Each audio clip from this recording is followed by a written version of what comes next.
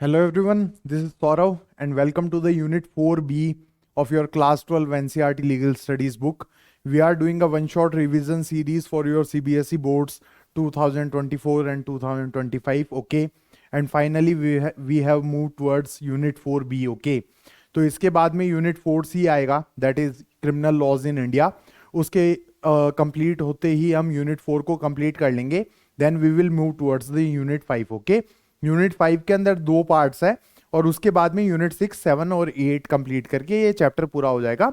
तो 10 फरवरी तक मैं ये सारे के सारे वीडियोस अपलोड कर दूंगा और जो आपका एग्जाम है सीबीएसई बोर्ड का वो 3 मार्च को है, ओके? तो ये जो न्यू बुक है इसका ही पूरे के पूरे एक्सट्रैक्ट्स है, ओके? तो ओल्ड बुक का कोई भी कंटेंट नहीं है and most of the content available on the internet. जो भी वीडियोस आपको दिखते हैं अलग अलग ऑर्गेनाइजेशंस के वो पुरानी वाली बुक से है. That is not relevant from your board examination perspective, okay? So we are doing a one-shot revision series as per the new book, okay? This lecture is being presented by me, Saurav Raj Biwal. I am a graduate of National Law University, Jodhpur, 2021 batch, okay? Now moving forward with the contents of this particular lecture, तो ये company law का lecture है, more or less, okay? ये अलग अलग forms of companies के बारे में बताता है, अलग अलग फॉर्म्स ऑफ बिजनेसेस के बारे में बताता है, ओके? तो इसका इंडेक्स एक बार देख लेते हैं इस वीडियो का कि क्या हम पढ़ेंगे. तो इंडेक्स देख के डरना नहीं है, मतलब ऐसे काफी बड़ा सा इंडेक्स लग रहा होगा ना कि बहुत सारे टॉपिक्स है. एक्चुअली टॉपिक्स के नाम बड़े हैं. ये चैप्टर एकदम ऐसे सीधा सपाट सा चैप्टर है. मेरे को तो काफी अच्छा लगा इस मतलब पीपीटी इसको रेडी करते टाइम कि यार ये तो बहुत आराम से ही हो गया क्योंकि सीधा टॉपिक स्टार्ट हो रहा था, कोई इंट्रोडक्शन नहीं, कुछ नहीं, सीधा का सीधा है ना, types of legal entities in India और फिर उसके बाद में ऑब्जेक्टिव और सोल प्रोप्राइटरशिप से चैप्टर चालू हो रहा है, ओके? तो बहुत इजी सा चैप्टर है, बहुत छोटा चैप्टर है, बस ये नाम थोड़े से बड़े हैं क्योंकि एडवांटेजेस एंड डिसएडवांटेजेस बार बार लिखा हुआ आ रहा है तो ये अपने आप में इंडेक्स को भर दे रहा है. तो that's why it is looking long, otherwise this is not that long of a chapter, okay? Now moving forward with the contents. तो एक बार रीड आउट कर देता हूं मैं आपके लिए. तो सबसे पहले we will discuss the types of legal entities, ठीक है? कौन कौन से टाइप्स है, तो नंबरिंग यहाँ पे लिखी हुई है, ये 6 ही है. सोल प्रोप्राइटरशिप, पार्टनरशिप हो गया, उसके बाद में लिमिटेड लाइबिलिटी पार्टनरशिप हो गया, private limited company, public limited company और 1 पर्सन कंपनी, ठीक है? इन सब के सेलिएंट फीचर्स हम देखेंगे, एडवांटेजेस देखेंगे और डिसएडवांटेजेस देखेंगे, ठीक है? और फाइनली कंक्लूजन की तरफ हम चले जाएंगे, ओके? तो 6 तरीके की लीगल एंटिटीज है, सबके सेलिएंट फीचर्स, एडवांटेजेस और डिसएडवांटेजेस, ठीक है? इतना ही ये चैप्टर है, इससे ज्यादा कुछ नहीं है, तो डरने की कोई जरूरत नहीं है. अगले लगभग 35 से 40 मिनट मेरे साथ बने रहिए एंड आई गारंटी यू कि once you stick to this video you won't be requiring any other material to refer for your board examinations, okay? Now moving forward with the first topic, that is the types of legal entities in India. तो ये सारी की सारी legal entities हमारे देश के अंदर होती है. तो सबसे पहले है सोल प्रोप्राइटरशिप, जो ओनली ओनर होते हैं ना, ये किराने की दुकान आप देखते हो, हेयर सैलून आप देखते हो अपने आसपास, ठीक है? ये सारे के सारे सोल प्रोप्राइटरशिप होते हैं, ओके? उसके बाद में पार्टनरशिप, कई बार आपने सुना होगा 2-3 लोग मिलकर पार्टनरशिप के अंदर कोई बिजनेस डाल लेते हैं, दैट इज पार्टनरशिप, ओके? उसके बाद में लिमिटेड लाइबिलिटी पार्टनरशिप, ये इसका ही थोड़ा एडवांस्ड वर्जन है, थोड़ा सा हाइब्रिड वर्जन है, मैं आपको समझाऊंगा जब ये स्लाइड आएगी तब, ठीक है? उसके बाद में प्राइवेट लिमिटेड कंपनी, जिसके शेयर्स है वो पब्लिक को नहीं बेचे जा सकते, ओके? होती तो कंपनी है, कॉर्पोरेशन नहीं होता है, लेकिन पब्लिक को उसके शेयर नहीं बेचे जा सकते. पब्लिक लिमिटेड कंपनी जो है इसके शेयर आराम से पब्लिक को बेचे जा सकते हैं, ठीक है? जरूरी नहीं है शेयर मार्केट के अंदर लिस्टेड हो, बट माना जाता है कि they are listed in the share market, but it is not a compulsion, okay? तो ये पब्लिक लिमिटेड कंपनीज होते हैं, इसका भी एग्जैक्ट लॉ मैं आपको बता दूंगा, what is the exact law. उसके बाद में 1 पर्सन कंपनीज, ठीक है? ये वो प्राइवेट लिमिटेड कंपनीज होती है जो सिर्फ एक ही इंसान चला रहा होता है, ओके? तो these 6 are the legal entities in our country, okay? Now moving forward with the next topic, that is the objective of law regulation of legal entities in India, ठीक है? objective क्या है इनको लीगली रेगुलेट करने का? तो the purpose of regulation of forms of legal entities is to provide a framework for creation, management and dissolution of different type of organization, ठीक है? तो पर्पज क्या है कि एक फ्रेमवर्क प्रोवाइड करवाना for creation of different organization, their management and dissolution, okay? अलग अलग तरीके के ऑर्गेनाइजेशंस होते हैं ना, जो कंपनीज होती है, जो बिजनेसेस होते हैं, वो किस तरीके से क्रिएट होंगे, इसका लीगल फ्रेमवर्क प्रोवाइड करवाना.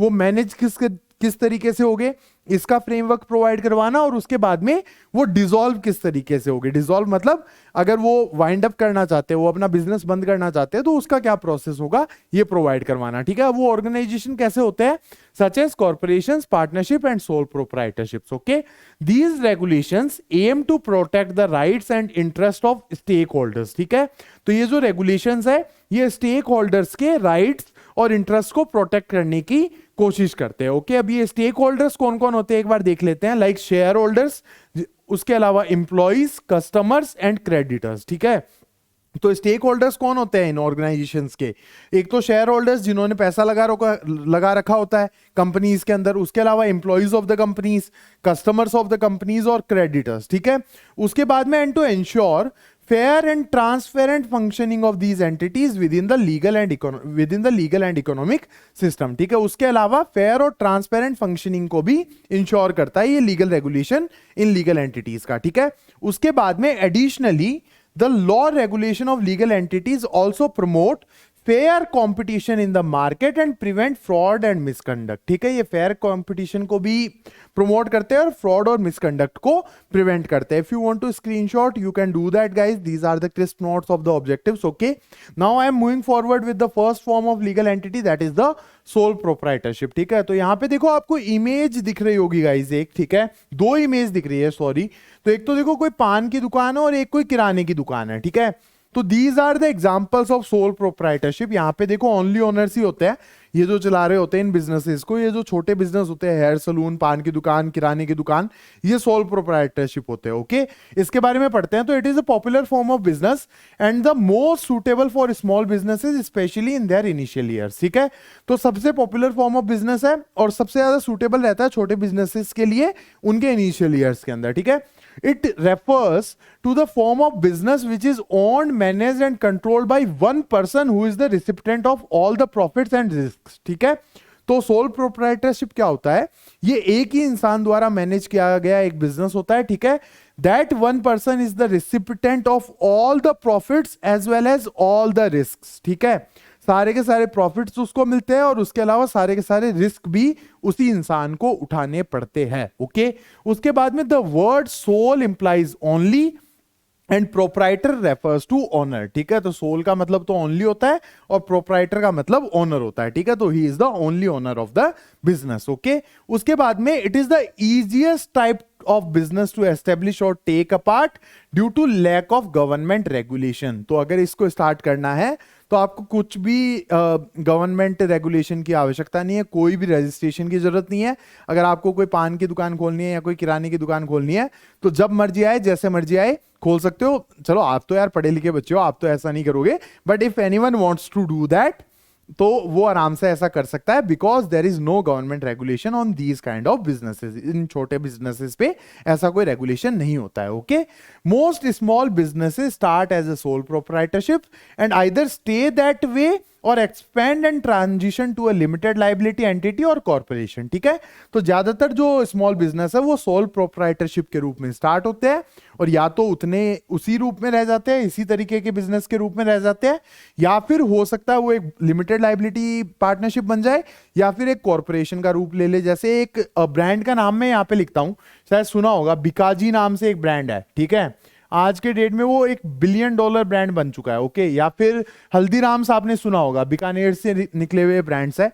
ठीक है, तो इन्होंने आज की डेट में $1 बिलियन बिजनेस स्टार्ट कर लिए। ये किसी जमाने में बीकानेर सिटी जो है राजस्थान के अंदर, वहां पे एक सोल प्रोप्राइटरशिप मतलब एक छोटी सी भुजिया बेचने की दुकान ही हुआ करते थे। ठीक है, और आज की डेट में ये मल्टी बिलियन कॉर्पोरेशन है। ठीक है, तो ये स्टार्ट इस तरीके से होते हैं और आगे चल के ये अपने आप को कन्वर्ट भी कर सकते हैं। ओके, उसके बाद में this form of business is particularly common in areas of personalised services such as beauty parlours, hair salons, retail shops in locality etcetera. Okay, तो ये कहाँ कहाँ होते हैं जहां पे पर्सनलाइज सर्विसेज दी जाती है, जैसे ब्यूटी पार्लर्स हो गए, हेयर सलून्स हो गए, रिटेल शॉप्स हो गई, मिठाई की दुकानें हो गई, इन सारी जगहों पे। ठीक है, तो this is all about the sole proprietorship. Okay, शायद समझ में आ गया होगा, ओनली ओनर और कोई भी लीगल रेगुलेशन नहीं है इसका। Easy to start, easy to wind up, और सारा का सारा जो रिस्क होता है वो एक ओनर का होता है और जितने भी प्रॉफिट होते हैं वो भी एक ही ओनर को मिलते हैं। Okay, now moving forward with the salient features of the sole proprietorship. तो देखो ये तो जो टेबल है वो आपकी एनसीईआरटी बुक के अंदर ही गिवन है, और ये जो मेरा कैमरा सेटअप जो है guys, it is according to the black background, तो शायद लाइटिंग अचानक से कम हो गई होगी और फ्लिकरिंग आ रही होगी बिकॉज ये अचानक से व्हाइट कलर आ गया। So bear up with that, एक बार पढ़ लेते हैं। I think the text is visible. तो देखो सेलिएंट फीचर्स क्या क्या है। तो देखो, no separate entity from the owner, कोई सेपरेट एंटिटी नहीं होती, क्योंकि ओनर और जो बिजनेस है वो सेम होते हैं आइज ऑफ लॉ के अंदर। अगर ओनर ने गलती करी तो बिजनेस की गलती है, और अगर बिजनेस ने गलती करी तो ओनर की गलती है। ठीक है, there is no separate entity of the owner and the business. ठीक है, फॉर्मेशन क्या है, कोई लॉ नहीं है सोल प्रोप्राइटरशिप के फॉर्मेशन के लिए। Business is owned by a single person and no formal registration is required. ठीक है, तो कोई भी रजिस्ट्रेशन की रिक्वायरमेंट नहीं होती है। वैसे भारत सरकार ने ये उद्यम रजिस्ट्रेशन और इस तरीके के कोई कर रखे हैं, ठीक है, मैकेनिज्म्स, लेकिन अगर आप चाहो तो रजिस्टर करो, नहीं चाहो तो मत करो, कोई दिक्कत वाली बात नहीं है। ठीक है, उसके बाद में नंबर ऑफ मेंबर्स, तो मिनिमम भी 1 है, मैक्सिमम भी 1 है, क्योंकि नाम ही सोल प्रोप्राइटरशिप है, मतलब ओनली ओनर ही इसका मीनिंग है।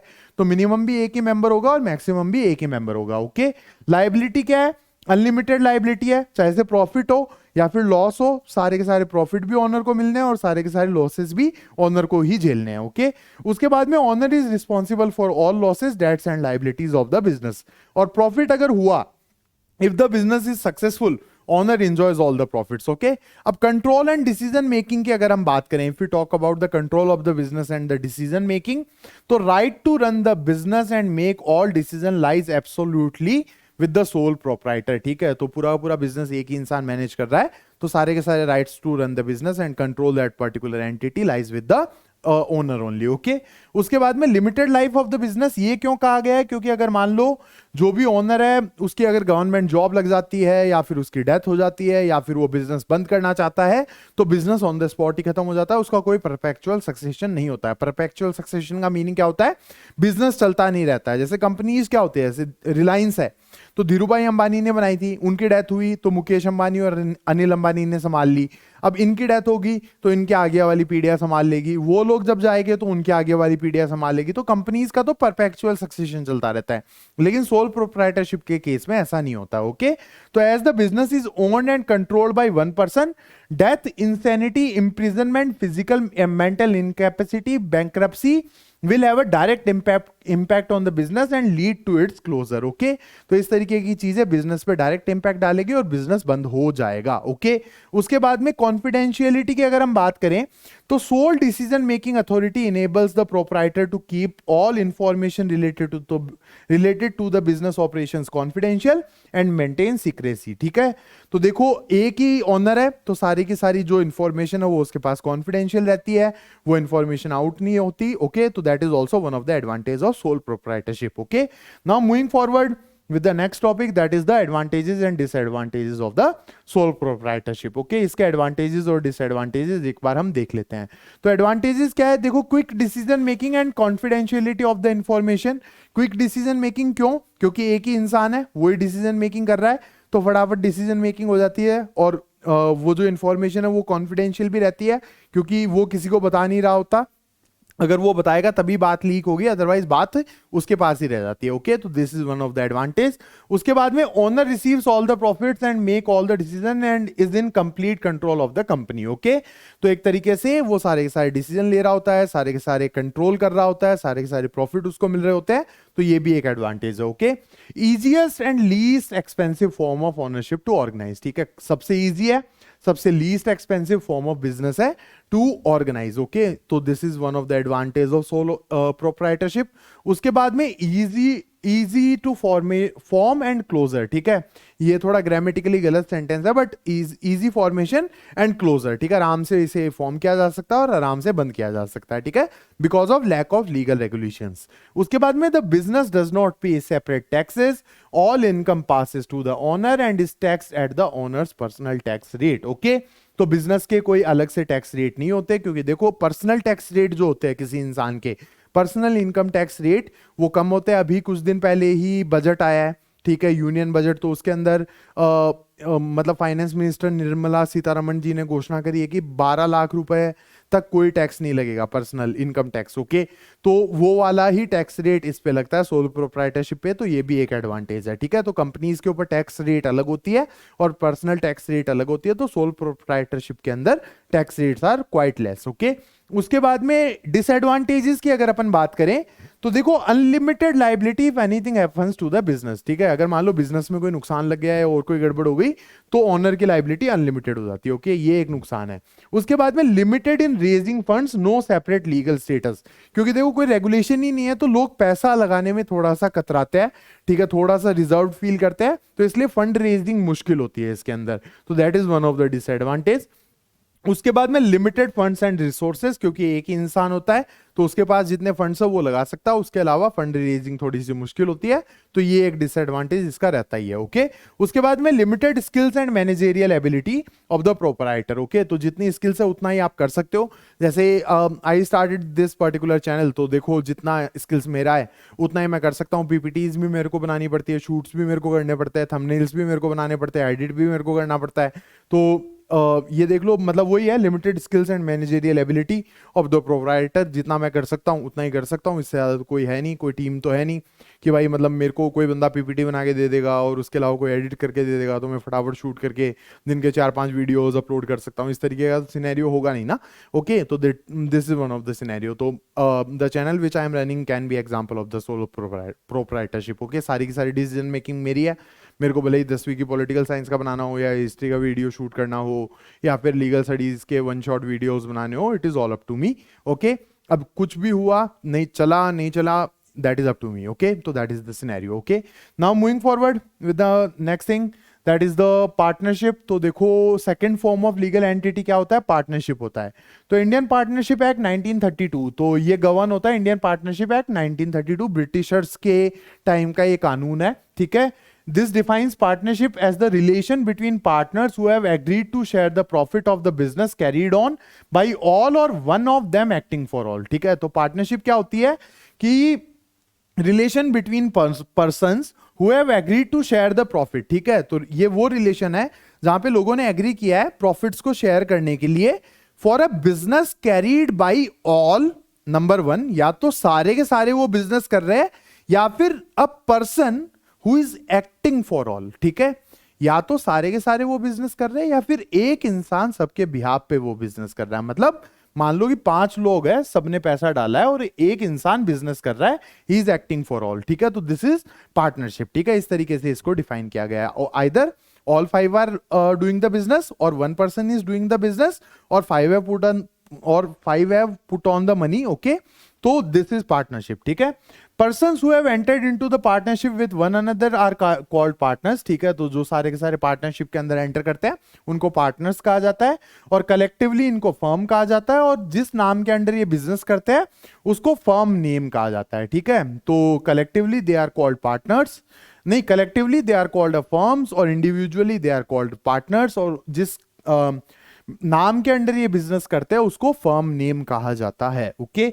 उसके बाद में successful partnership can help a business succeed by allowing the partners to pool their labour and resources. ठीक है, तो देखो कई बार पार्टनरशिप्स बहुत ज्यादा सक्सेसफुल भी हो जाती है, क्योंकि बहुत सारे अलग अलग पार्टनर्स अलग अलग स्किल सेट लेके आते हैं और अपने स्किल सेट को पुल इन कर देते हैं। तो हो सकता है पार्टनरशिप बहुत ज्यादा सक्सेसफुल भी हो जाए, और हो सकता है कि डिवाइसिव डिसीजन मेकिंग या फिर डिवाइसिव व्यू पॉइंट्स जो है पार्टनर्स के, वो किसी सक्सेसफुल बिजनेस को खत्म भी कर दे। ठीक है, ये भी हो सकता है। तो एडवांटेजेस और डिसएडवांटेजेस दोनों भी आते हैं। ठीक है, in addition to sharing profits the partners में also assume responsibility for any losses और debts from the other partners. ठीक है, तो प्रॉफिट्स तो शेयर होते ही है, उसके अलावा अगर मान लो कोई एक पार्टनर ने कोई बहुत बड़ी मिस्टेक कर दी जिसकी वजह से फर्म को बहुत बड़ा नुकसान हो गया, तो सारे पार्टनर्स की लायबिलिटी उस वजह से आ जाती है। ऐसे नहीं होगा कि भाई मतलब ए बी सी 3 पार्टनर्स है। ठीक है, A B and C 3 partners are there, और एक ही गलती की वजह से मान लो बहुत बड़ा नुकसान हो गया, तो बी और सी की भी लाइबिलिटी आ जाएगी। ओके, तो that is also one of the scenario. उसके बाद में in the case of law firms, medical practice and often individuals who are experts in their field join together to form partnerships, with other experts to enhance knowledge and greater reach. Okay, तो देखो law firms हो गए, doctors हो गए medical profession के अंदर, और बाकी जो फील्ड्स के एक्सपर्ट्स होते हैं वो कई बार साथ में मिलके पार्टनरशिप फर्म्स खोलते हैं ताकि रीच बढ़ सके और बिजनेस का एक्सपेंशन हो सके। ठीक है, एग्जांपल मैं आपको बताता हूं, जैसे मान लो 4 डॉक्टर्स है, ठीक है, doctor A is there, doctor B is there, ठीक है, डॉक्टर सी और डॉक्टर डी। ठीक है, ये 4 लोग हैं, ये हार्ट से रिलेटेड काम करते हैं। डॉक्टर बी मान लो ब्रेन, ये जनरल फिजिशियन है, जनरल फिजिशियन लिख देता हूं मैं, और डॉक्टर डी मान लो डायबिटीज। ओके, ठीक है, तो इस तरीके का सिनेरियो है इनका। तो अब ये चारों के चारों मिलके एक मल्टी स्पेशलिटी हॉस्पिटल खोल सकता है, because they are inclined into various disciplines. Okay, तो if they want to start a hospital named ABCD hospital, okay, तो ये एक बहुत अच्छा हॉस्पिटल खोल सकता है, एक बहुत अच्छा मल्टी स्पेशलिटी हॉस्पिटल खोल सकता है which can provide various facilities. लेकिन एक डॉक्टर के लिए ये कर पाना बहुत ज्यादा मुश्किल था। ठीक है, तो that is one of the advantages of the partnership, कि बहुत सारे प्रोफेशनल्स मिलके अपने स्किल सेट को मिला के अपनी रीच भी बढ़ा सकते हैं और अपने बिजनेस को एक्सपेंड भी कर सकते हैं। लेकिन डिसएडवांटेज ये है कि अगर मान लो इन सब की लड़ाई हो जाए कि डॉक्टर ए कह रहा है कि भाई मतलब ये डिसीजन लेना है, डॉक्टर बी कह रहा है कि नहीं नहीं ऐसा नहीं करना है, मार्केटिंग में वैसे करना है, तो इस तरीके से कोई गड़बड़ हो जाए तो हो सकता है पूरा का पूरा हॉस्पिटल बर्बाद भी हो जाए। ठीक है, सर्विस अच्छी नहीं दे पा रहे तो लोग आने बंद हो गए वहां पे, तो ये भी हो सकता है। तो पार्टनरशिप का एडवांटेज और डिसएडवांटेज दोनों ही होते हैं। Okay, some well known examples of partnership includes Spotify. Spotify तो आप सबको पता ही होगा, आप सारे के सारे जिस एज ग्रुप के बच्चे हो, आई एम वेल अवेयर की स्पॉटिफाई यू नो। ओके, उसके अलावा Google, McDonald's and Coca Cola, these are some successful partnership. इन सारे ब्रांड से आप सबके सब परिचित हो ही। Okay, now moving forward with the salient features of partnership. ठीक है, ये सेलिएंट फीचर्स एक बार हम देख लेते हैं। तो देखो, नो सेपरेट एंटिटी, पार्टनरशिप की कोई सेपरेट एंटिटी नहीं होती, एज इन की मतलब जो भी पार्टनर्स है वो एक तरीके से जॉइंटली और सेवरली लायबल माने ही जाते हैं। अगर पार्टनरशिप से कोई गलती हुई तो partners will be liable, that means there is no separate entity of the partnership. ठीक है, partnership firm has no separate legal existence of its own. The partnership firm and the partners are the one and the same in the eyes of law. Okay, उसके बाद में formation, तो दो तरीके की partnership firms होती है, registered and unregistered. That means कोई लीगल रिक्वायरमेंट नहीं है रजिस्टर करने की। Okay, if you want to register you can, if you don't want to register तो it isn't a requirement. Okay, अब वो लॉ पे भी डिपेंड करता है यार, जैसे हॉस्पिटल बना रहे हो तो रजिस्टर करना ही पड़ेगा, या फिर नॉर्मल कोई पार्टनरशिप के अंदर कोई पान की दुकान खोल रहे हो तो नहीं रजिस्टर करनी पड़ेगी। तो दैट इज द सिनेरियो, तो डिपेंड्स अपॉन लॉ। ओके, तो दो तरीके की पार्टनरशिप फर्म्स होती है, रजिस्टर्ड और unregistered. It is not compulsory to register a partnership firm. ठीक है, registration by registrar of firms under the Indian Partnership Act. Okay, तो अगर आप रजिस्ट्रेशन करवाते हो तो रजिस्ट्रार ऑफ फर्म्स के पास जाना पड़ता है, और इंडियन पार्टनरशिप एक्ट 1932 इसको गवर्न करता है। उसके बाद में in order to enter into a partnership, a clear agreement with respect to terms and conditions and all aspects concerning a partnership is essential so that there is no misunderstanding later among the partners. This written agreement is called partnership deed. Okay, तो अगर मान लो कोई partnership के अंदर enter कर रहा है तो सारे के सारे टर्म्स एंड कंडीशंस पहले ही डिसाइड करके लिख के रख लेने चाहिए। पार्टनरशिप डीड उसको कहते हैं। ओके, और उसको रजिस्टर करवा लेना चाहिए ताकि आगे चल के कोई लड़ाई ना हो। ओके, क्योंकि लीगलिटीज को अगर इग्नोर करोगे तो आगे चल के लड़ाई होना पक्का ही है, क्योंकि बिजनेस सक्सेसफुल होगा तो पैसा मतलब गुमराह कर देता है इंसान को। ओके, तो दैट इज द सिनेरियो। तो ये कहा जाता है कि अगर पार्टनरशिप के अंदर एंटर कर रहे हो तो शुरुआत में बहुत ज्यादा विश्वास होता है जो आगे चल के टूट जाता है। ठीक है, तो इसलिए generally it is given as a guideline to the person who are entering into a partnership कि भाई सारे के सारे टर्म्स और कंडीशंस और एस्पेक्ट्स है वो पहले ही डिसाइड कर लो। ओके उसके बाद में नेक्स्ट थिंग जो है वो सेलिएंट फीचर्स का ही कंटिन्यूड वर्जन है। ये टेबल आपकी एनसीईआरटी बुक के अंदर बनी हुई है, वैसे वहीं से ही मैंने उठाई है ये। तो नंबर ऑफ पार्टनर्स जो है वो मिनिमम 2 होने चाहिए और मैक्सिमम 50 हो सकता है। लाइबिलिटी जो है वो अनलिमिटेड लाइबिलिटी है, partners are jointly and severally liable for the liabilities of the firms. ठीक है, प्रॉफिट जो है वो share of profit is mutually agreed ratio. ठीक है, हो सकता है जैसे A B C D 4 partners है, ठीक है, A B C and D 4 partners are there. मान लो ए 20% का पार्टनर है, बी 40% का पार्टनर है, सी इज होल्डिंग 30%। ठीक है, तो ये ज्यादा तो नहीं हो गया यार। हाँ, और डी के 10% बच रहे हैं। ओके नहीं नहीं, हाँ ठीक है, डी के 10% बच रहे हैं। ओके तो इस तरीके से इन्होंने डिसाइड कर रखा है, तो ये एग्रीमेंट है इनका।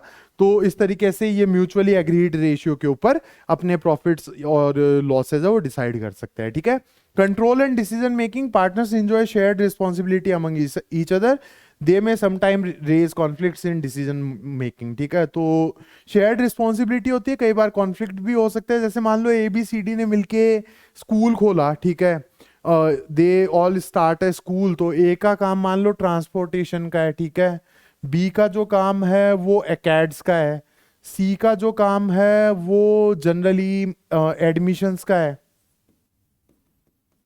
और डी का जो काम है वो मार्केटिंग का है। ठीक है, तो ये सारे के सारे इनके काम है। तो ए 20% का पार्टनर है और ट्रांसपोर्टेशन का काम है, बी जो है वो 40% का पार्टनर है और एकेड्स के सारे काम उसके है, सी जो है वो एडमिशन के काम करता है 30% का पार्टनर है, और डी जो है वो मार्केटिंग का काम करता है 10% का पार्टनर है। ओके तो यहाँ पे देखो क्या है कि shared responsibility among each other है, अलग अलग रिस्पॉन्सिबिलिटी ये शेयर कर रहे हैं। और कई बार क्या हो सकता है इनके बीच में कॉन्फ्लिक्ट्स हो सकता है, जैसे मान लो ए ने हड़ताल कर दी, अब ट्रांसपोर्टेशन ही नहीं है तो स्कूल में बच्चे कैसे आएंगे, तो ऑब्वियस ही बात है बिजनेस तो सफर करेगा ही ना, बिजनेस की इमेज सफर करेगी, तो हो सकता है कि स्कूल आगे चल के बहुत ज्यादा सफर भी कर सके। ठीक है, तो that is the scenario. Partnership में कई बार लड़ाइयाँ भी हो जाती है। डिसोल्यूशन मतलब खत्म कैसे होती है, partnership can be dissolved bye the way of compulsory dissolution और बाय वे ऑफ एग्रीमेंट। ठीक है, या तो कंपलसरी डिसोल्यूशन मतलब कोई पार्टनरशिप है किसी पर्पज के लिए एंटर करी गई, वो पर्पज खत्म हो गया तो डिसॉल्व हो गई। ओके और उसके अलावा बाय वे ऑफ एग्रीमेंट, सारे पार्टनर्स ने मिलके डिसाइड कर लिया कि नहीं हो पा रहा है तो हम इसे खत्म कर देते हैं, तो that is the dissolution by the way of agreement. और फंड्स जो है capital is contributed by the partners, this makes it possible to use large amounts of funds. ठीक है, तो जो कैपिटल है वो कंट्रीब्यूट किसके द्वारा किया जाता है, पार्टनर्स के द्वारा किया जाता है, तो this makes it's possible to use larger amount of funds, मतलब ज्यादा कैपिटल होता है। जैसे इसी में देख लो ना, 4 लोग पैसा लगा रहे हैं, सोल प्रोप्राइटरशिप में तो एक ही इंसान पैसा लगा रहा था, तो that was the scenario. Okay now moving forward with the advantages और डिसएडवांटेजेस। यार एक चीज मेरे को बोलनी थी यहाँ पे कि मेरे को आपकी एनसीईआरटी बुक के अंदर थोड़ी बहुत गलती लगी, मतलब एज इट इज मैंने वहीं से ही नोट्स बनाए हैं, लेकिन थोड़ी बहुत गलती मेरे को लगी, वो मैं आपको बता दूंगा यार। मतलब लिखना तो एनसीईआरटी के हिसाब से ही है, अब advantages and disadvantages of partnership आपसे पूछ लिया तो आप मेरे हिसाब से तो लिखोगे नहीं, if you are studying from me, तो ऐसे थोड़ी बोलोगे सौरभ ने कहा, सौरभ को अथॉरिटी थोड़ी है, अथॉरिटी तो एनसीईआरटी है, तो you have to write according to them. But हाँ मेरे को एक आधी गलतियां लगी है, वो मैं आपको बता दूंगा, क्योंकि कुछ कॉन्ट्राडिक्टिंग चीजें आ रही है जो आपको साफ ही दिख जाएगी। अगर मैं पढ़ाऊंगा तो यू विल अक्यूज मी कि भाई मतलब गलत ही पढ़ा गया, कि अभी तो कुछ और बोल रहा था और अब कुछ और बोल रहा है। ओके तो आई विल टेल यू कि what exactly are the mistakes, तो write accordingly to your NCERT book, but some mistakes are there. Okay तो देखो एडवांटेजेस देख लेते, तो easy to establish only a partnership agreement is required, ये तो एक अच्छा एडवांटेज ही है, आराम से एस्टेब्लिश हो जाता है। ठीक है, separate legal status to give liability protection. ठीक है, सेपरेट लीगल स्टेटस है, लाइबिलिटी प्रोटेक्शन दे देता है। अब फ्लो के अंदर ही आ जाएगी गलती, आप अपने आप ही पकड़ लोगे अगर आप ये वीडियो देख रहे हो तो। ठीक है, पार्टनर में हैव कॉम्प्लीमेंट्री स्किल्स। ठीक है, कॉम्प्लीमेंट्री स्किल्स मैंने आपको 2 बार बता दिए, एक तो स्कूल वाला एग्जांपल दे दिया था और एक वो डॉक्टर वाला एग्जांपल दे दिया था, तो शायद आपको समझ में आ गया होगा। Startup cost is low, that is also one of the scenario, और more capital is available for the business. ठीक है, तो that is also one of the advantage. अब उसके बाद में देखो partners are jointly and individually liable for the actions of other partners. ठीक है, partners must be profits must be shared with the partners, ठीक है। उसके बाद में divided decision making, okay. Business can suffer if the detailed partnership agreement is not in place, ठीक है। तो अब जो मैं आपको एक चीज बता रहा था कि देखो partners are jointly and severally liable, ये वाला पॉइंट देखो और ये वाला पॉइंट देखो। जो सेकंड वाला पॉइंट है एडवांटेजेस का, और जो फर्स्ट वाला पॉइंट है डिसएडवांटेजेस का। तो फर्स्ट सेकंड वाला पॉइंट क्या कह रहा है, separate legal status to give liability protection, ये लिखा हुआ है। फिर उसके बाद में डिसएडवांटेजेस के अंदर क्या लिखा हुआ है, partners are jointly and individually liable for the action of other partners. तो ये दोनों के दोनों स्टेटमेंट आपस में कॉन्ट्राडिक्टरी है, ठीक है। एक साइड तो बोला हुआ है कि भाई सेपरेट लीगल स्टेटस है, कि पूरा पूरा प्रोटेक्शन है लाइबिलिटी से, और उसके बाद में फर्स्ट पॉइंट के अंदर क्या लिखा हुआ है कि भाई मतलब लायबल होएगे पार्टनर्स, ठीक है। और उसके बाद में एक बार अपन वापस पीछे वाली टेबल के ऊपर चलते हैं, लाइबिलिटी वाला जो सेक्शन है, तो अनलिमिटेड लाइबिलिटी लिखा हुआ है, partners are jointly and severally liable for the firm, ठीक है। अनलिमिटेड लाइबिलिटी, ये वाला पॉइंट आप एक बार नोट डाउन करके चलना, ये एग्जैक्टली आपकी एनसीईआरटी बुक का एक्सट्रैक्ट है, okay. And then this advantages and disadvantages, these extracts are also from your NCERT book only, okay। और यहाँ पे देखो क्या लिखा हुआ है कि separate legal status to give liability protection, okay. Second वाला पॉइंट एडवांटेजेस के अंदर। तो this is a contradictory point that I found out, okay. तो गलतियां हो सकती है लॉ के अंदर, कोई बड़ी बात नहीं है। मतलब ऐसे नहीं कह रहा कि मतलब मैंने कोई बहुत बड़ी डिस्कवरी कर दी है ये गलती पकड़ के। लॉ के अंदर गलतियां होना, जैसे क्लैट के अंदर हर साल 3-4 सवाल डिलीट होते हैं, उसके अलावा जुडिशरी के पेपर्स के अंदर हर बार 4-5 सवाल डिलीट होते हैं। तो this is not a big mistake, but हाँ, if advantages and disadvantages of partnership are being asked, तो write as per your NCERT book only, okay. तो this is the scenario. Now moving forward with the next thing, that is the limited liability partnership number 3, okay. LLP जो है वो third type of legal entity है। तो LLP is a body corporate formed and incorporated under the limited liability partnership act of 2008, मतलब नया ही है ये। Partnership तो 1930 का लॉ है और ये 2008 का ही लॉ है, ठीक है। तो ये उससे 78 साल नया कॉन्सेप्ट है, और आज के हिसाब से देखें तो 17 साल पुराना ही कॉन्सेप्ट है। That means it is particularly a new concept, okay. The limited liability partnership LLP is the type of business that combines benefits of a limited liability and flexibility of a partnership, ठीक है। तो इसमें limited liability के तो benefits मिलते हैं और flexibility of the partnership मिलते हैं। मतलब इसमें क्या होता है कि जो पार्टनर्स एंटर करते हैं वो अपने जो प्रॉफिट्स, शेयर ऑफ प्रॉफिट्स और शेयर ऑफ लॉसेज है और शेयर ऑफ लाइबिलिटीज है, वो पहले ही डिसाइड कर सकते हैं, ठीक है। Suppose that someone asks me to enter into a partnership, okay, और वो मेरे को 10% ऑफर कर रहा है, ठीक है। He is offering me 10% of the partnership, okay. तो मैं कहता हूं कि भाई I will be partner in the profit of 10%, लेकिन मैं लॉसेस के अंदर पार्टनर नहीं होऊंगा, ठीक है। मैंने ये कंडीशन रख दी कि I will be partner in profit. अगर बिजनेस सक्सेसफुल होता है तो मैं 10% प्रॉफिट ले लूंगा, लेकिन अगर बिजनेस घाटे में जाता है तो I won't be partner in the losses. तो इसको अपन क्या कहते हैं, LLP कहते हैं, ठीक है। इसको लिमिटेड लायबिलिटी पार्टनरशिप हम कहते हैं, ओके। उसके बाद में LLP allows members to organise their internal structure based on an agreement. इसी तरीके से मेंबर्स जो है वो अपने इंटरनल स्ट्रक्चर को एक एग्रीमेंट के थ्रू या एक कॉन्ट्रैक्ट के थ्रू ऑर्गेनाइज कर लेते हैं, ठीक है। LLP is suitable for entrepreneurs, professionals and enterprises that provide services and engage in scientific and technical disciplines, ठीक है। तो जो भी प्रोफेशनल्स साइंटिफिक और टेक्निकल डिसिप्लिन्स के अंदर एंगेज होते हैं उनके लिए बहुत ज्यादा सूटेबल होती है, okay. Now LLP is also a good option for small enterprises and for investment by venture capital due to its flexible structure and operation, ठीक है। तो ये स्मॉल एंटरप्राइजेस के लिए और वेंचर कैपिटलिस्ट जो इन्वेस्ट करते हैं ना बिजनेसेस के अंदर, उनके लिए भी एक अच्छा ऑप्शन होती है क्योंकि ये फ्लेक्सिबल होती है, ओके। तो this is about the limited liability partnership. Now moving forward with the next topic, that is the salient features. तो एक बार सेलिएंट फीचर्स देख लेते हैं। तो सेपरेट एंटिटी, इसकी सेपरेट लीगल एंटिटी होती है पार्टनर से, ठीक है, because it is limited liability partnership, नाम से ही समझ में आ रहा है, नाम के अंदर ही लिमिटेड लायबिलिटी है, तो it has a separate legal entity from the partners, okay. It shall have perpetual succession, मतलब ये चीज चलती रहती है, अगर पार्टनर्स चले गए तो भी ये चीज चलती रहती है। Someone will be there who will take care of this particular company, okay.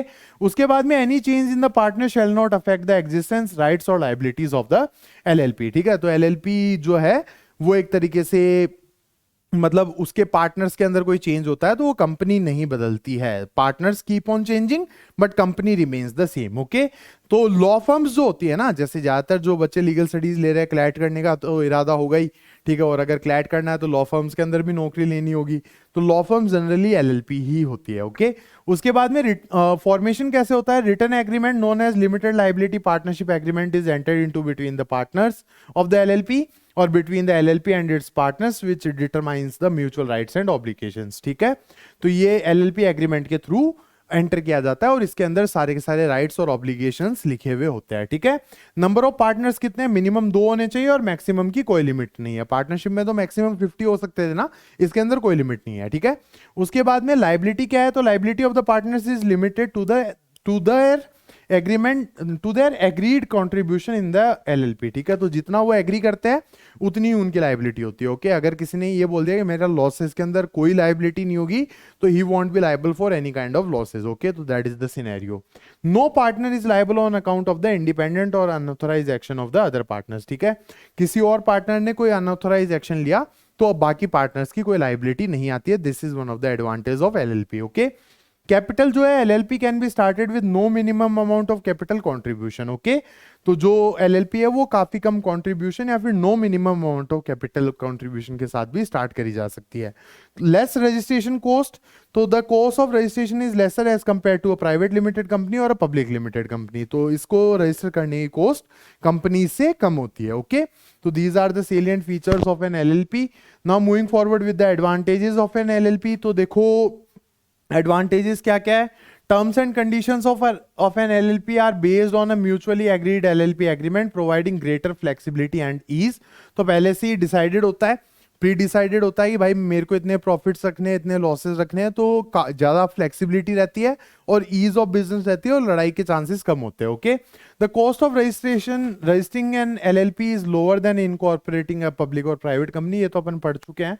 Partners are only liable up to their agreed contribution and there is no joint liability created by the actions of another partner, ये भी मैंने आपको बता दिया है, कोई दूसरा partner अगर कोई एक्शन लेता है तो बाकी पार्टनर्स की लाइबिलिटी नहीं आती, because it is a limited liability partnership, नाम से ही समझ में आ रहा है। Okay, the registration process is simpler compare to that of a company, we have read that. Remuneration मतलब सैलरी, ठीक है, voting rights and other aspects are clear and defined in the LLP agreement. ठीक है, तो जो salaries है, voting rights और बाकी जो एस्पेक्ट्स है वो क्लियर है और वेल डिफाइंड है एलएलपी एग्रीमेंट के अंदर। ठीक है, LLP can sue and can be sued. ठीक है, एलएलपी जो है वो अपने नाम से किसी के ऊपर केस फाइल कर सकती है और उसके ऊपर भी केस फाइल हो सकता है, मतलब कंपनी पे केस फाइल होगा, पार्टनर्स पे केस फाइल नहीं होगा। ठीक है, protecting partners from being sued for the LLP's debt. ठीक है, तो अगर एलएलपी पे कोई कर्जा है तो पार्टनर्स के ऊपर केस फाइल नहीं हो सकता। There is a greater flexibility for becoming a partner, leaving और transferring interest in the LLP, मतलब आप आराम से एक पार्टनर बन सकते हो, आप आराम से एक पार्टनरशिप छोड़ सकते हो और अपनी पार्टनरशिप किसी दूसरे के नाम पे ट्रांसफर करना चाहते हो तो वो भी बहुत आसान इसके अंदर होता है। ठीक है, now next thing is there is no mandatory requirement for auditing accounts and the LLP can raise funds from private investors and financial institutions. ठीक है, तो कोई अकाउंट्स को ऑडिट करवाने की कोई मैंडेटरी रिक्वायरमेंट नहीं है, कोई गवर्नमेंट रेगुलेशन नहीं है ऐसा, और इन मतलब फाइनेंशियल इंस्टीट्यूशन से और प्राइवेट इन्वेस्टर से भी ये पैसा रेज कर सकते हैं, तो this is one of the advantage of LLP. Okay, now moving forward with the next thing that is the disadvantages. ठीक है, एडवांटेजेस है तो डिसएडवांटेजेस भी है।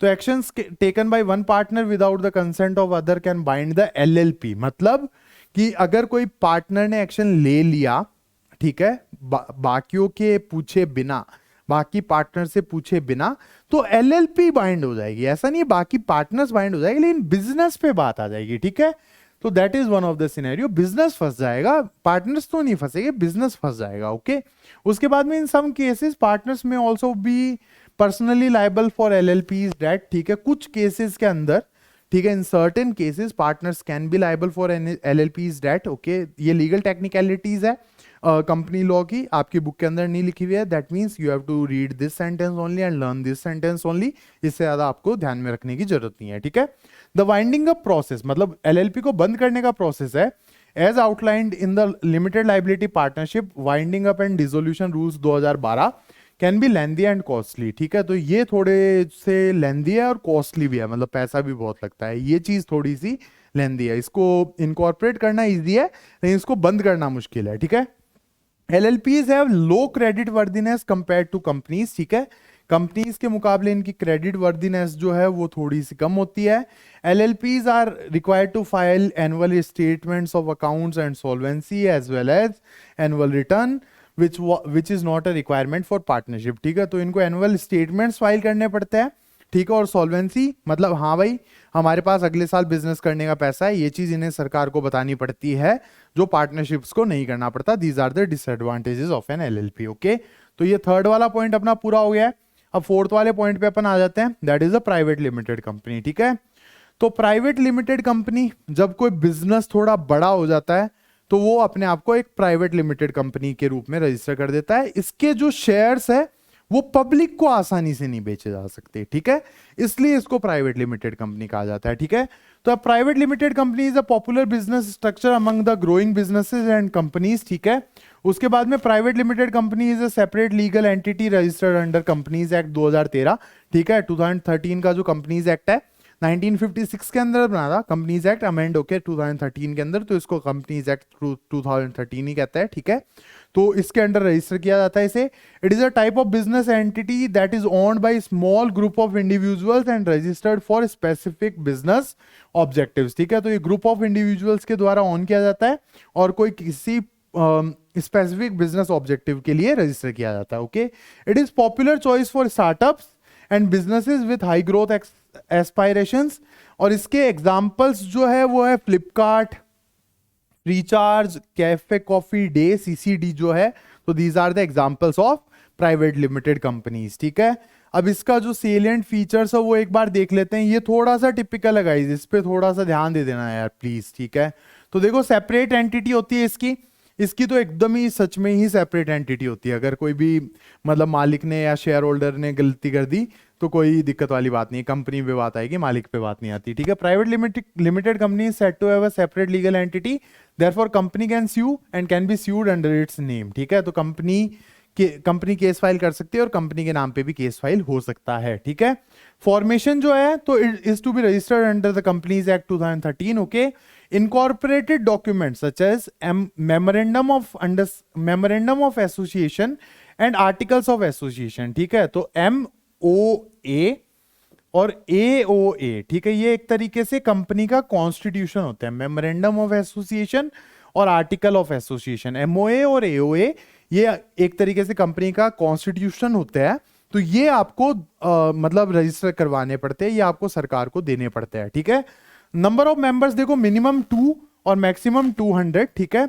लाइबिलिटी ऑफ ईच मेंबर्स और share holder is limited, the personal individual assets of the share holders are not at risk, ठीक है। अगर कंपनी घाटे में चली गई, अगर कंपनी दिवालिया हो गई, जीरो भी हो गई, तो भी शेयर होल्डर और जो मालिक है उनके पर्सनल एसेट्स पे कोई आंच नहीं आती है, ठीक है। तो this is about the liability. Capital जो है it should have a minimum paid up share capital of such amount which may be prescribe from time to time, ठीक है। तो एक minimum paid up share capital मतलब एक minimum amount जो सरकार बताती रहती है टाइम टू टाइम कि भाई इतना पैसा आपको अपने पास रखना है, उतना पैसा इनके पास होना ही चाहिए। अगर उतना पैसा नहीं होता है तो हो सकता है सरकार पेनल्टी लगा दे, हो सकता है सरकार इनका कंपनी का स्टेटस ही छीन ले, ओके। तो that is also possible, okay. Borrowing capacity, private limited company enjoys the privileges of borrowing more funds, ठीक है। तो इनकी बोरोइंग कैपेसिटी काफी ज्यादा होती है as compare to other forms of legal entities, ठीक है। Easy exit, private limited companies can be sold or transferred either partially or in full to another individual or entity without any disruption to the current business, ठीक है। तो देखो shares नहीं बेचे जा सकते हैं, पूरी कंपनी बेची जा सकती है या फिर कंपनी का कुछ हिस्सा, एक सब्सटेंशियल हिस्सा जैसे 20%, 30%, 40% हिस्सा किसी इंसान को बेचा जा सकता है, ठीक है। ऐसे नहीं कि मतलब किसी कंपनी के 10 लाख शेयर बना दिए और 10 शेयर बेच दिए, ये नहीं हो सकता। लेकिन हाँ, पूरी कंपनी और उसका कोई एक सब्सटेंशियल हिस्सा आराम से बेचा जा सकता है, ठीक है। तो that is also one of the scenario. और परपेचुअल सक्सेशन होता है, मतलब अगर मालिक मर भी गया तो कंपनी चलती रहेगी, okay. The company keeps on existing in the eyes of law even in the case of death, insolvency और bankruptcy of any of its members, ठीक है। तो इसका परपेचुअल सक्सेशन होता है, ये चलती रहती है, चाहे मालिक मर जाए, चाहे मालिक के कोई बैंकरप्सी हो जाए, इंसॉल्वेंसी हो जाए, या फिर वो पागल हो जाए, इट डजंट मैटर, ओके। तो these are the salient features of a private limited company. Now moving forward with the next topic, that is a public limited company, okay. तो ये कहाँ डिफाइंड है?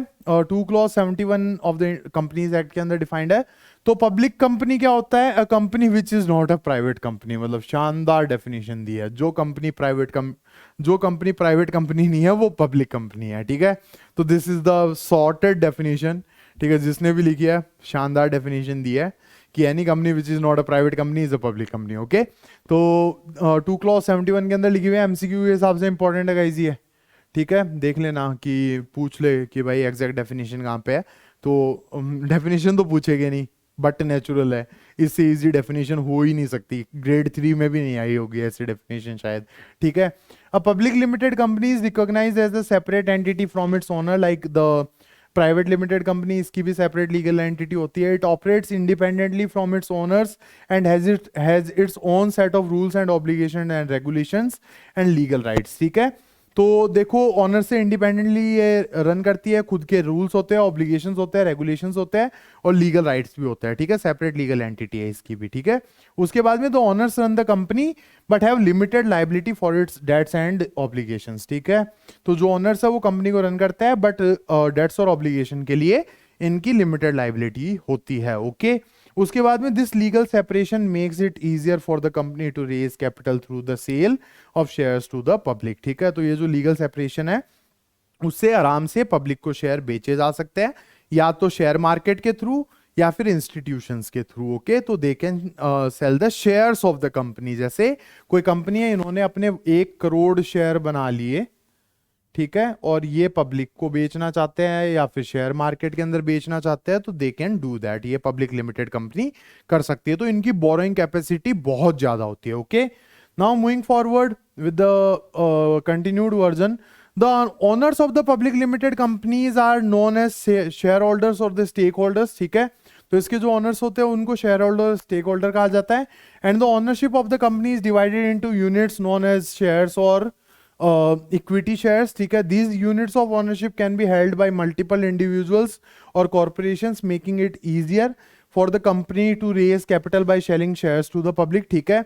तो ये जो यूनिट्स होते हैं वो मल्टीपल शेयर होल्डर्स को बेचे जा सकते हैं, जिससे ये कंपनीज आराम से पैसा उठा सकती है मार्केट से, ठीक है।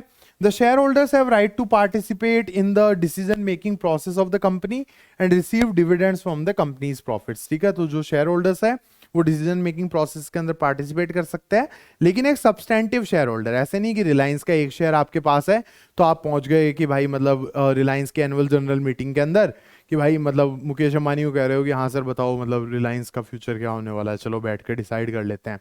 तो इस तरीके का सिनेरियो नहीं।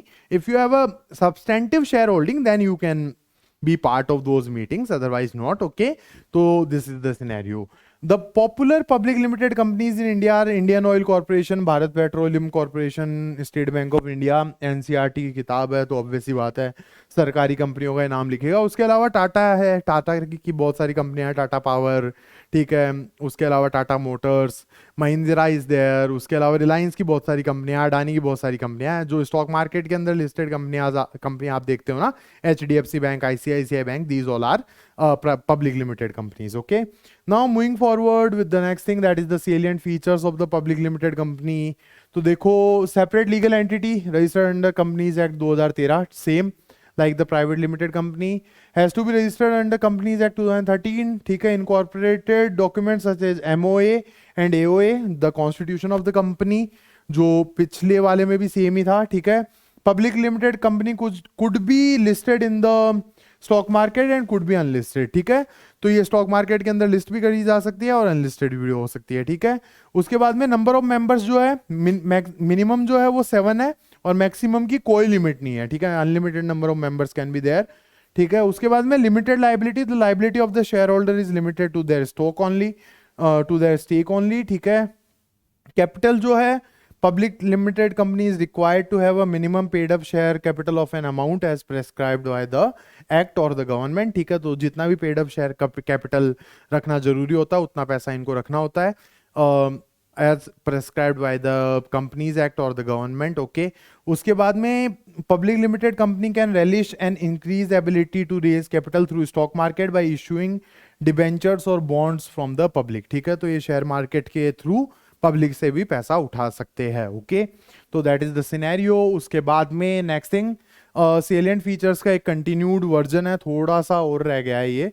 परपेचुअल सक्सेशन होता है, the life span of the public limited company is not affected by the death of any member और शेयर होल्डर। ठीक है, तो अगर कोई भी मेंबर या शेयर होल्डर की डेथ हो जाती है तो लाइफ स्पैन ऑफ कंपनी नहीं खत्म होता है, कंपनी चलती रहती है। रिलायंस का मैंने एग्जांपल दिया था, आफ्टर धीरूभाई अंबानी, उनके बच्चे, इनके बाद मुकेश अंबानी, अनिल अंबानी के बाद में इनकी पीढ़ियां, ठीक है, तो ये कंपनी को संभालते रहते हैं। ठीक है, strict regulation, public limited company is strictly regulated and is required to publish its true financial health to its share holders. ठीक है, तो ये देखो, जनता को अपने शेयर्स बेचते हैं तो इनको अपनी वेबसाइट पे अपनी जो एग्जैक्ट फाइनेंशियल हेल्थ है वो बताते हुए रहना होता है। अपने जो एग्जैक्ट फाइनेंसेस है वो इनको अपनी वेबसाइट के ऊपर पब्लिश कंपलसरीली करना होता है। ठीक है, तो इनका रेगुलेशन ज्यादा होता है सरकार के द्वारा। ओके, उसके बाद में transparency, all information relating to the public limited company is available to the public including detailed financial statements and structure of the management। ठीक है, तो सारे के सारे जो इनके इंफॉर्मेशन है ना वो ट्रांसपेरेंटली पब्लिक के लिए अवेलेबल करवाने पड़ते हैं, जैसा कि मैं आपको बता रहा था। ठीक है,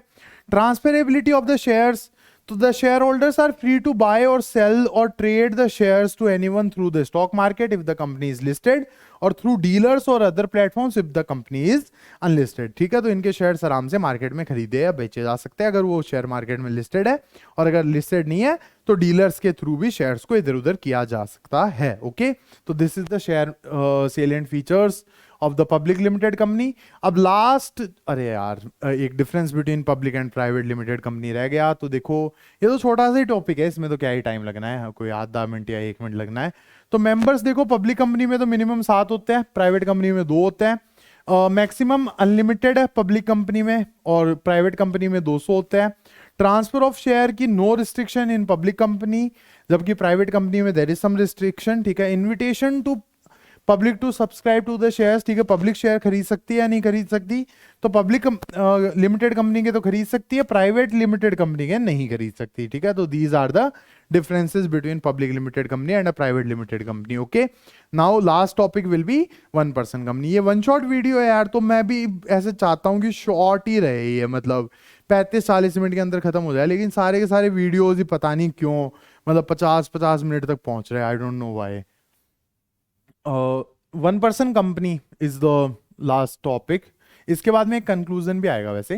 तो as per the section 2 clause 62 of the companies act 2013, 1% company means a company that is only 1% as a member. ठीक है, तो नाम से समझ में आ रहा है कि जैसे कोई एक इंसान है, उसने काफी अच्छा बिजनेस कर लिया, उसको किसी और को इंक्लूड नहीं करना। ठीक है, जैसे प्राइवेट लिमिटेड कंपनी के अंदर मिनिमम मेंबर कितने होते हैं? 2। ओके, उसके अलावा पब्लिक लिमिटेड कंपनी के अंदर मिनिमम मेंबर्स आर 7। ठीक है, 7 थाला फॉर रीजन। अब 1% कंपनी के अंदर एक मेंबर भी कंपनी चालू कर सकता है। तो suppose that someone is very successful businessman but he don't want anyone to interfere into his business, तो he can start a 1% company. Okay, तो this is a recent invention to facilitate entrepreneurs to run and manage companies alone। Okay, salient features of a 1% company are, तो देखो separate entity है, the 1% company receives separate legal entity status from the member। ठीक है, तो sole proprietorship में भी एक ही member होता है, इसमें भी एक ही मेंबर होता है, लेकिन इसका जो कंपनी का स्टेटस है वो सेपरेट लीगल स्टेटस होता है, वो इंसान अलग है और कंपनी अलग है। ओके, तो this has a separate legal status. The separate legal entity of the 1% company gives protection to the single individual who has incorporated it. Okay, तो the company has a separate legal entity from the person who has started this particular company. The liability of the member is limited to his और her shares, he और she is not personally liable for the loss of the company. तो अगर company को loss होता है तो वो जो 1% है, जो मालिक है उसको कोई भी दिक्कत नहीं आती है। He is not personally liable for the losses of this 1% company और द ओपीसी। ओके, उसके बाद में सेलिएंट फीचर्स का कंटिन्यूड वर्जन देख लेते हैं हम। तो फॉर्मेशन क्या है? Incorporated by a single person. ठीक है, वैसे ही प्राइवेट लिमिटेड कंपनी होती है, बस इसका जो मालिक है वो एक होता है, बस यही फर्क है और कोई फर्क नहीं है। ठीक है, Incorporated as a private company under the Companies Act 2013, compliance requirements are lesser than that of a private company. An individual can form a company with single member and one director. The director and member can be a same person. Number of members, minimum one, maximum one, like the sole proprietorship. Easy to obtain fund. Since OPC is a private company, it is easy to go for fundraising through venture capitals, angel investors and incubators. Okay, तो देखो इसका regulation है, मतलब legal regulation है, इनको comply करना पड़ता है लॉस के साथ, ठीक है. दैट मीन्स ये आराम से फंड रेजिंग कर सकते हैं, इनके ऊपर विश्वास होता है क्योंकि सरकार इनको रेगुलेट कर रही होती है. तो fund raising is quite easier as compare to other, ये वो पार्टनरशिप हो गया या फिर सोल प्रोप्राइटरशिप हो गया, ये सब हो गया, ठीक है. उसके बाद में perpetual succession. OPC has a feature of perpetual succession even when there is only one member, ठीक है. एक ही मेंबर है फिर भी perpetual succession होता है. While incorporating the OPC, the single member needs to appoint a nominee, ठीक है. तो जो सिंगल मेंबर होता है उसको एक नॉमिनी अपॉइंट करना होता है. जैसे अपनी मम्मी को अपॉइंट कर दो, पापा को अपॉइंट कर दो, अगर कोई बच्चे हैं उनको अपॉइंट कर दो, या सगा भाई या सगी बहन वो है उनको अपॉइंट कर दो, ठीक है.